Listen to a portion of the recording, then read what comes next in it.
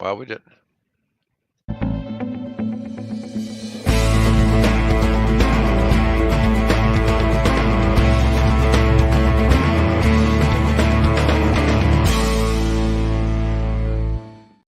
Hi, this is David with EV World News, where we talk about electric vehicles, green energy, and the stock markets. And we're on day number 2 with our new streaming software. I'm still trying to learn how to use it. And Bill is stuck here with me, watching this go by. So, anyways, there won't be as many of you people watching today because we can't figure out how to do part of it, but some people will get to see this. So, anyways, and at least we'll have the recording, if nothing else. And that's my Oh, fault. I'm sorry. oh no, it's not your fault. We change. We get more features, but the features are harder for us to figure out. So we're old and technologically challenged, apparently. Anyways, so let's see what we got first here. Let's talk about this first article. This is about an electric car owner gets charged $1,500 for something called an ion flush at a Hyundai dealership. And this is hilarious. Really don't know what to think. You know, we've been doing our own investigating, and our investigative team here at EV World News has Yeah. considered it seems like they did get overcharged at least. And this is pretty hilarious. So somebody published on Facebook that their wife had gotten a $1,500 ion flush service at a Hyundai on a 2022 Hyundai Ioniq 5 with 30,000 miles on there. Now, what's interesting about this whole ordeal is that it seems like there's some legitimacy and some not to it. So apparently the Hyundai has two different cooling systems, and the cooling system for the battery has a special pink fluid, Oh, is it and blue fluid? or maybe it was the blue fluid. Yeah, Oh no, blue that's fluid. right. The other Yeah. there's two coolants. One is pink, one is blue. The blue fluid costs about $60 a gallon, and it takes 4 gallons of this fluid to um, for this service. Well, apparently it takes about 2 hours of labor. So we're talking about $360 maybe. And anyways, these folks got charged $1,500 for it. This was in California, so things are more expensive in California. It's Not that probably in some much. place like Laguna Beach or something like that. Let me see if it tells us specifically where this dealer was. But what was interesting is He was probably a Paso Robles. Do you I, familiar with Paso Robles? The I Robbers Pass. oh God. Great wineries up there, by the way. Yeah, let's see. You know, it doesn't really specify which Hyundai. I know it's a California Hyundai dealership, which one it was, but here's kind of the thing is this process, one plus per owner quotes they were paid 260. Oh, this was just changing out one jug's worth that rather than replacing all 4 gallons. Right. Um, the other person says they were Popping quoted it up. 849 by Norm Reeves Hyundai, and Laguna Hyundai quoted somebody else just $289 for the same service. So Huh. it does seem like the person got a bit ripped off at Yeah, a little $1,500. shafted there. Yes, but that was a little bit out there. Don't really know what to think about that, but yes, it does sound like somebody got a really kind of almost silly Yeah, charge there. they got their ion flushed on that deal. Yeah. So our next story today has to do with Goodwill in North Georgia. Comes off with a thing where they're training field tech training This is for the cool. EV. Yeah. And one of the big things here in the US, a lot of people are discovering is a lot of charging stations aren't maintained well. So this is probably a good thing. At the moment, there's what, 250,000 public charging stations in the United Yeah, at States. least. Yeah. And I saw somebody was telling me they had seen something where the Biden administration wants to add another 500,000 in the next 5 years or Yeah, something there's like that. quite a few billions of dollars devoted to that. Yeah. Yes, and so there's a lot of chargers going in, but it seems that outside of the Tesla network, there's huge issues with these chargers having problems. Yeah, So something there's like going to about need to 20, be. 25% are for whatever reason on out of service. Well, I don't know if it's. Well, I remember one time we were talking about 20% nationwide of people who attempt to charge aren't Yeah, successful. But you and I isn't both. necessarily the charger's fault either. So Right, right. There could be user error in yeah. there, something to do with the car. Um, One of my friends has a Tesla that he had not charged because a piece broke on his car. Something was broken on his car. Mm. Take it into a service center to get that fixed, and he really did have kind of a scare because his range listed wasn't enough to get to the service center, Oh yeah. and he couldn't charge. But in reality, he just turned everything off, all the AC, rolled the windows down, and drove slowly, and he ended up getting there with like 12 miles to spare or something like that. But he really wasn't that far away. It was a situation where originally it said the place was like 50 miles. He had 45 miles range showing, and Oh then when he got there, he still had 12 miles range showing. So, yeah. he actually by driving Was like that the one 45. here in town or No, somewhere this was else? down in Florida. This happened down in Oh, Florida. okay. Yeah. Well, he was, he's saying they're down like an alligator alley or something like that. And, it's like, I don't think they're all going to get eaten by alligators that have to go for a walk down the road. But, you know, you always wonder, right? Well, the real Um, problem isn't the alligators; it's the pythons that got loose and are multiplying in the swamps. it really makes you wonder, doesn't it? Yeah. At least I don't know what to think about I some think of I that. came across a story of a lady who uses an electric bike to Uh-huh. hunt for pythons in the Everglades. Oh God, that could be kind of entertaining. Yeah. Um, Anyways, so the Goodwill is launching a similar program in Houston, Nashville, and Detroit. And this is kind of interesting. I didn't even know the Goodwill Industries did this job training store. I've always thought of Yeah, them as they do. just Yeah, being a they do thrift job store. training. One here in Omaha does that. So Okay. They have 14 career centers located across the region in Georgia. I didn't even know that. That's something new to learn about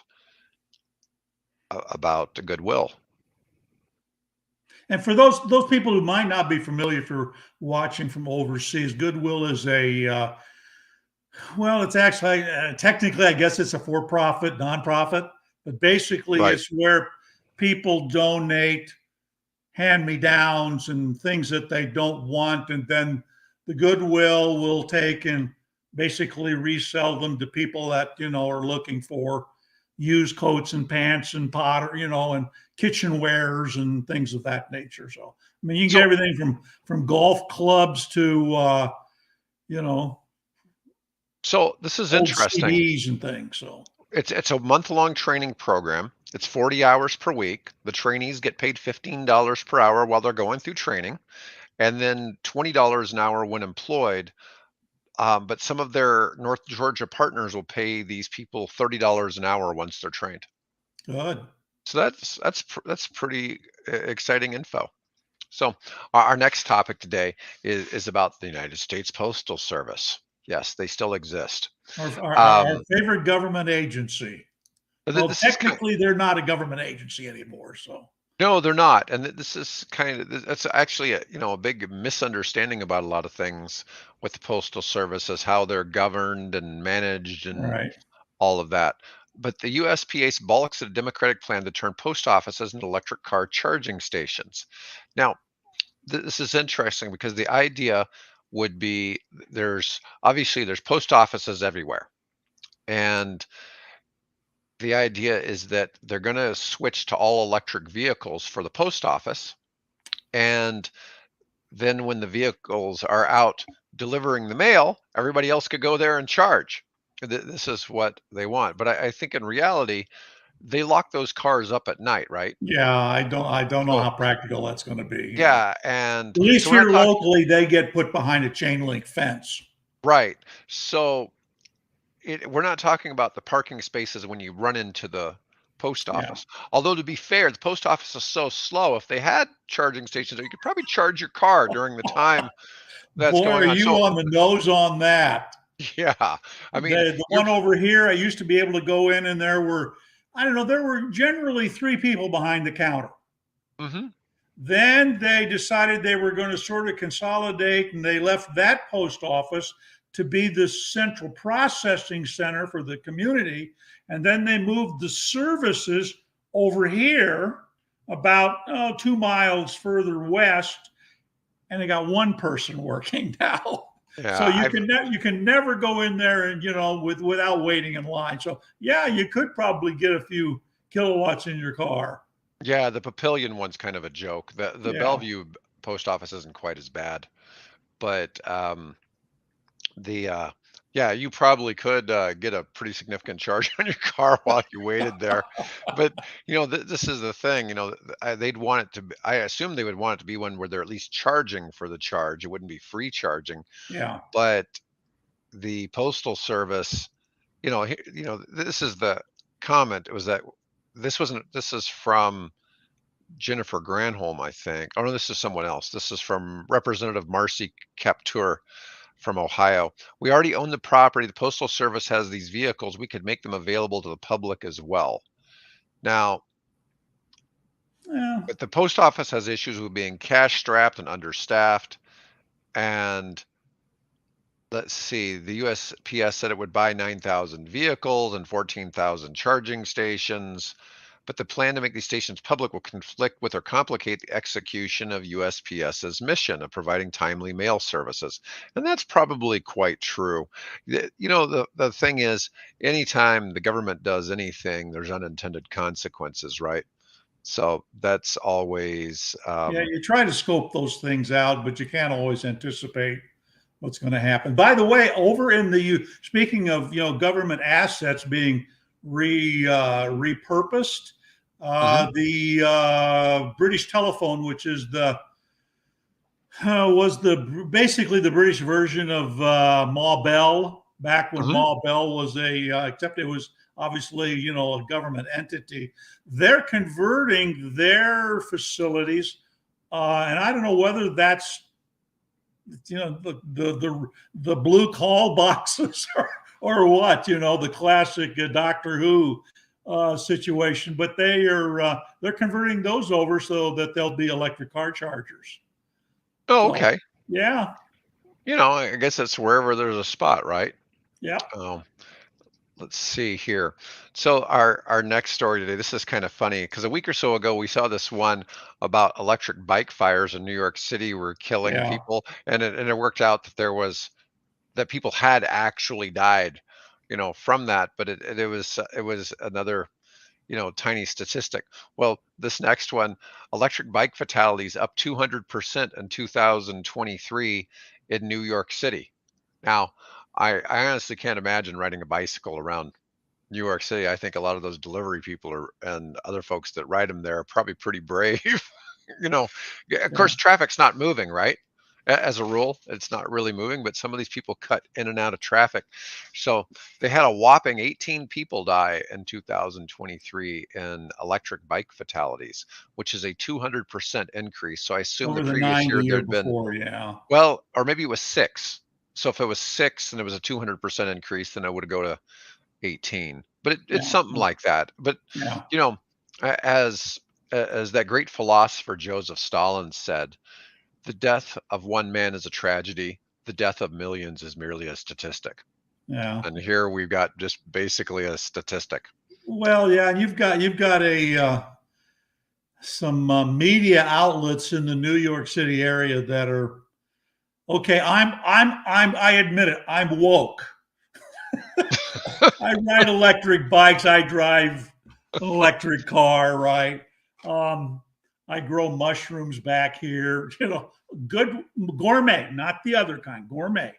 Um, but there are entities in the New York City area that, boy, howdy, are they against anything that would smack of being woke or progressive or whatever whatever you want to call it.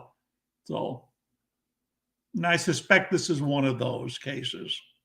Yeah. So I got our main topic for today is on Finally, Yeah. Do EVs fail more in extreme cold?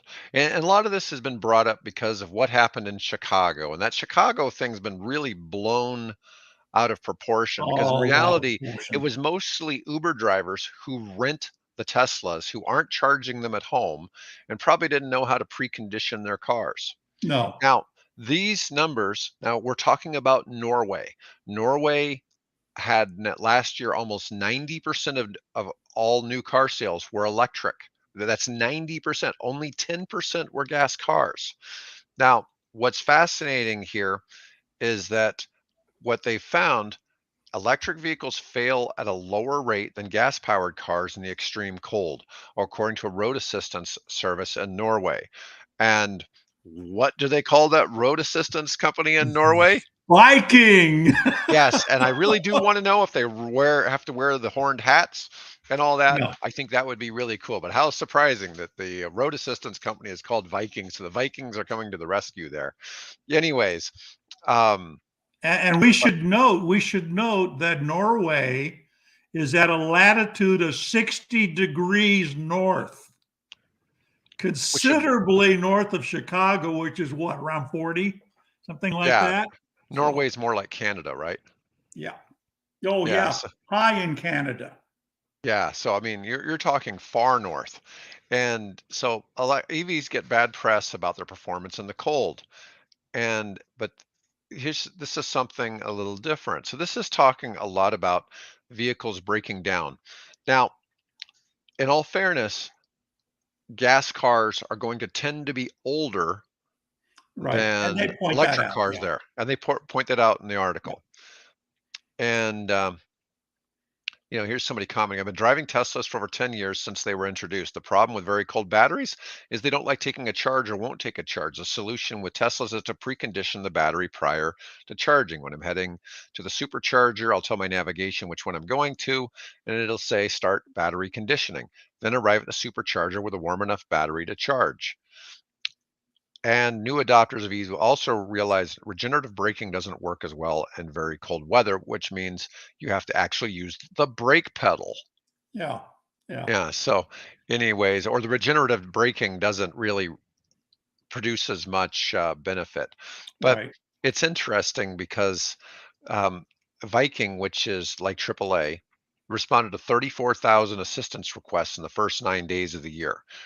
Only 13% were coming from EVs, and 87% come from fossil cars. Now, to put that in perspective, 23% of all cars in Norway are electric.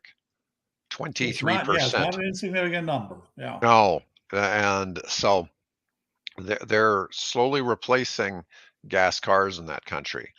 Now, this is kind of interesting because part of what, I've seen and I tell people is that EVs also are probably safer driving in bad road conditions because of the responsiveness of the vehicle engine torque going to the wheels. So there's some advantages to driving, but that's just interesting to see, you know, people Yeah. aren't getting as stranded.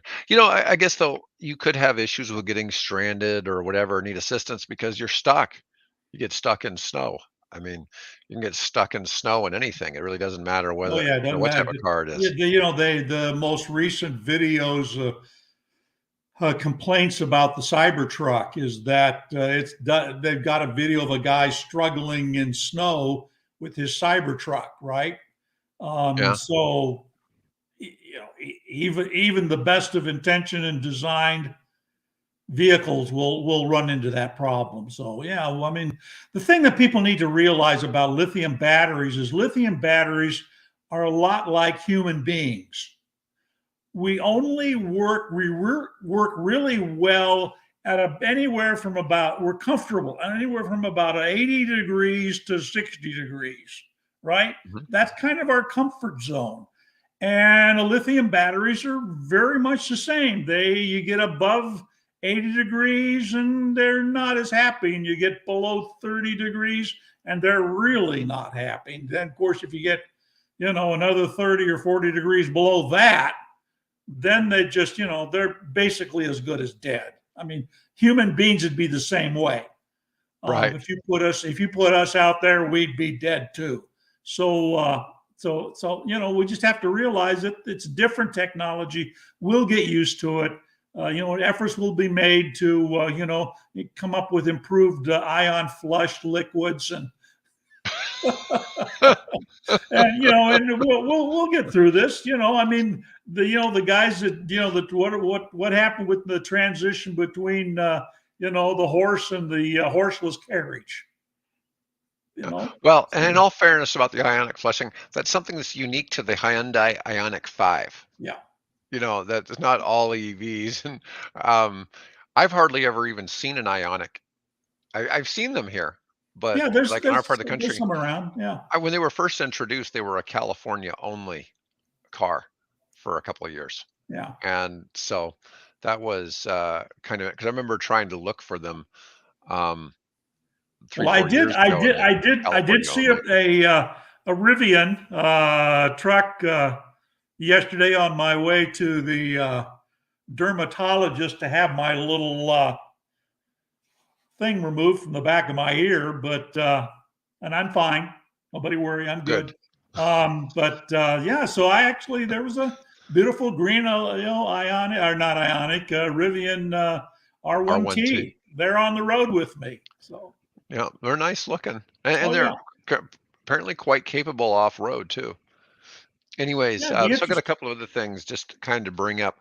A company I hadn't heard of called Beam Global got a $4.8 million order from the Department of Homeland Security for Oh, good. sustainable Yeah. EV charging infrastructure products. Yep. Now, Yep. these are basically, some of these are on trailers, but they come with solar.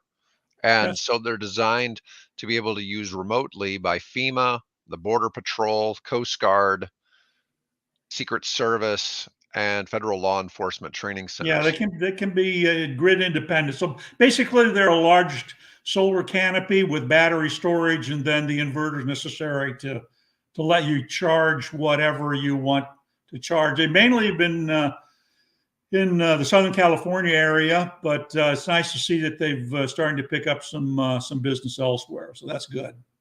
Yeah, so it looks like these were about little over 100. There were 4.8 million for 47 of them, so just Yeah, over $100,000 each. Doesn't really get into whether these are level 2 or level 3 chargers. I'm going to bet they're level 2, to be honest. I'm They're using guessing they're level solar. 2 as well. Yeah, And level yeah, 2, for those of you who don't know, would be basically a home type charger that would take a few hours to charge, but right. it's designed solar. Now, these systems are flood proof to 9.5 feet of water, wind rated to 160 miles per hour, and continue to provide electricity during blackouts, particularly well suited to provide disaster preparedness for DHS component agencies. And they have a specialized hydraulic transport system designed to efficiently relocate the systems without the requirement for any other equipment or site work, which is Yeah, kind of cool. So, yeah. you know, there's going to be other, I we had the guys with the tractors a while back, the heavy equipment, and eventually there'll need to be systems like this so that stuff could be charged on a construction site. But Right, currently, they don't even push that. It's like, hey, don't even look at us for those type of projects. right, right. If you can't have a charging station where the job site is, you don't need to go electric with Yeah, what someday we've I'll got have to going on. tell you about my rescue product that I designed, which is a mobile. It's a 20-foot shipping container that has an electric ATV, electric bikes, refrigeration equipment, and all solar powered and off grid. Oh, Just nice. just for emergency. So basically, Nice. you load it as a 20-footer. You load it on the back of a car carrier. You take it and drop it where you need it, and you've got access to a all-wheel drive electric ATV and several e-bikes, and plus then a refrigeration unit to if you have to store medical equipment that needs to be refrigerated, like insulin and Yeah. different things of that nature. So It's interesting. I don't know if you ever watched the Walking Dead TV series when it was out, but they were always going and finding cars that, when the zombie apocalypse happened, yeah, had been left sitting, and they're pulling gas out of cars that have been sitting for 6 years, and somehow it's yeah, like working in that their gas would be cars. any good at that point. Right, and gas is not.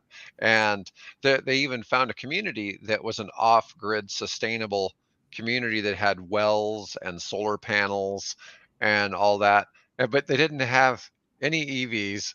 They didn't have any. It was just, they could have Yeah. had a whole lot of e-bikes and, EVs, and it wouldn't have alerted the zombies that they were coming either, to come out and clog the road, Yeah. you know.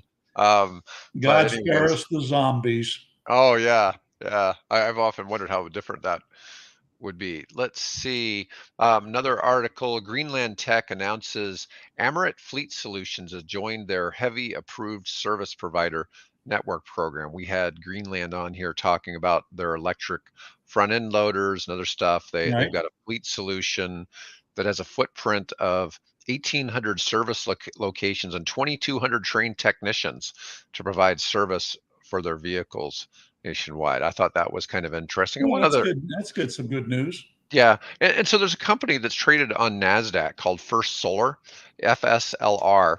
They acquired a 1.2 million square foot facility in Troy Township, Ohio. It Yeah, was they bought that. Peloton Who'd they Outdoor buy that Park. from? That It was looks like they something bought it else. from Peloton, maybe. That's what it was. Peloton. Yeah, exactly. Peloton. Yep. Yeah. And so, anyways, it serves as First Solar's Ohio manufacturing. Oh, it's repurposed to be the distribution center for their manufacturing footprint and their capacity of putting out approximately 6 gigawatts of solar panels per year.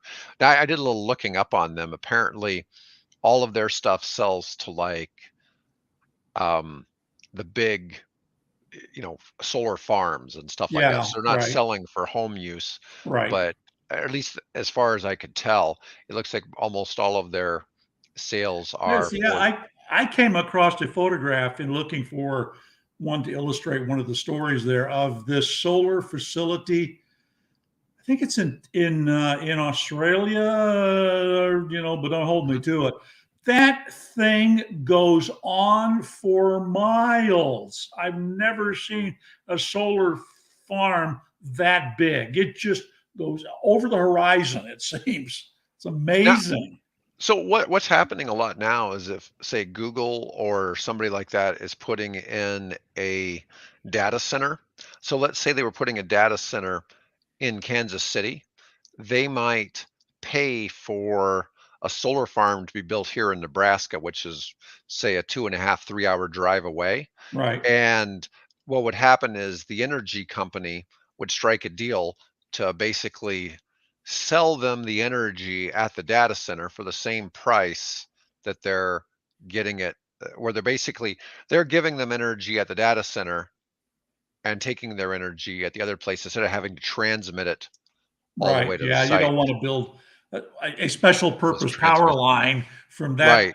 solar field down to Lawrence, Kansas or somewhere. So, Yeah, but a lot of your big data centers, which are considered to be huge pollutants, are, that's what they're doing. They're still using the electricity, but in theory, they're getting it from a different source. But right. their pollutant has to do more with the way that HVAC works, not so much with how Yeah, because electricity works. all those data bank, they eat up a lot of cooling.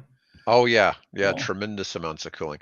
Anyways, Bill, that's all we've got for today. Good show today. We had little technical difficulties. thank you, I would everybody. love comments from people letting us know what you think about the new how the new streaming system is working. Anyways, gonna go ahead and end the call for today.